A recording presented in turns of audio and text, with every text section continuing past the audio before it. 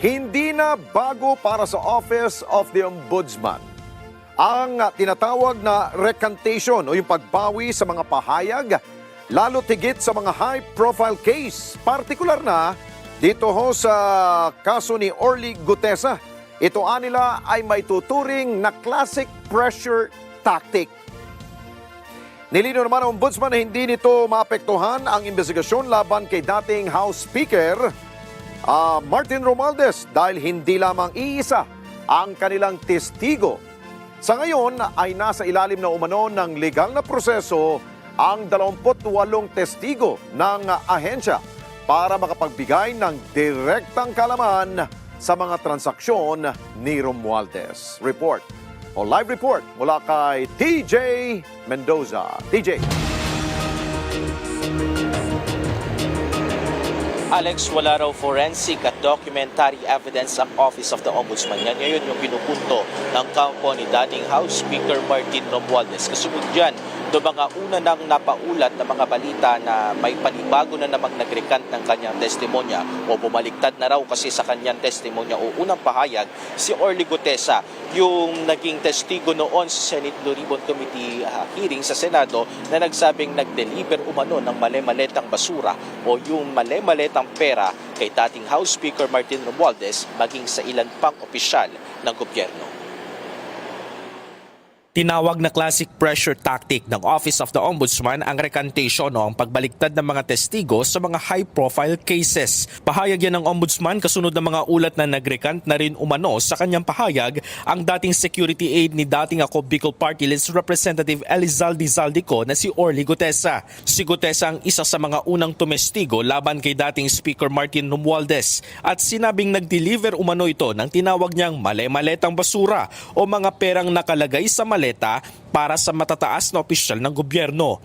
Unang humarap si Gutesa sa Senate Blue Ribbon Committee hearing noong nakaraang taon. Pero ang naging testimonya niya noon ang naging una at huling paglabas nito sa publiko.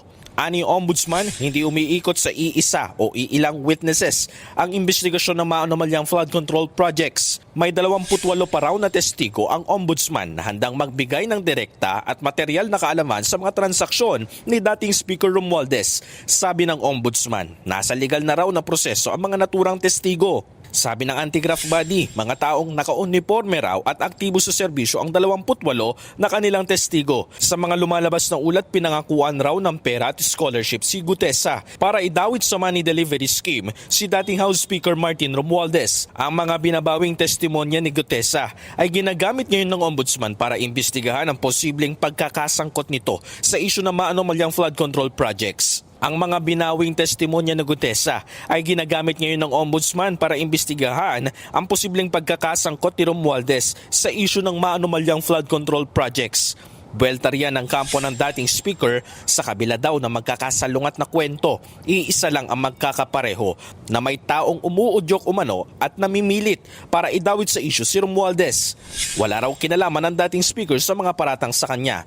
Bukod kay Gutesa, una nang bumaliktad ang 4 sa 18 maleta boys. Sinubukan naming kuhanan ng pahayag si Attorney Levy Baligod na legal counsel ng 4 na dating Marines pero wala pa siyang pahayag sa Net25 News. Pero sa isang Facebook post, ipinakita nito ang isang larawan ng mga maleta na magkakapatong. Sa caption ni Baligod, sinabi nitong dawit raw sa pagde-deliver si Orly Gutesa. That is something that we know the courts will frown upon. Kasi hindi po yan talaga, it is not an accepted practice or it is something that the courts have taken judicial notice of na marami talagang ganyan, no? And especially if we can show na may consideration yung pag-recant nila, then it will only bolster our position that these affidavits, yung unang affidavit, ay yung totoo talaga. Alex, dumating na dito kanina dito sa tanggapan ng Office of the Ombudsman yung mga abogado ni former Speaker Martin Romualdez at kanilang kinumpirma na naisumitin na kanila yung kanilang supplemental counter affidavit. Laman nun yung maging recantation nga nitong si Orly Gutesa. Yan muna ang latest mula rito sa Ombudsman. Balik sa iyo, Alex. Okay, TJ, dun sa 28 mga testigo pa na hawak ngayon ng Ombudsman, Kabilang pa ba dyan yung ilang mga dating sundalo or ito'y mga bago at hindi pa natin nakikilala? Alex, ang totoo niyan ay hindi pa binabanggit o wala pang detalye ang Office of the Ombudsman regarding dun sa 28 na yan. Dahil ngayon lang namin nalaman o narinig o paging na publiko na may panibagong 28 pa na tetestigo laban ka dito kay dating House Speaker Martin Romualdez.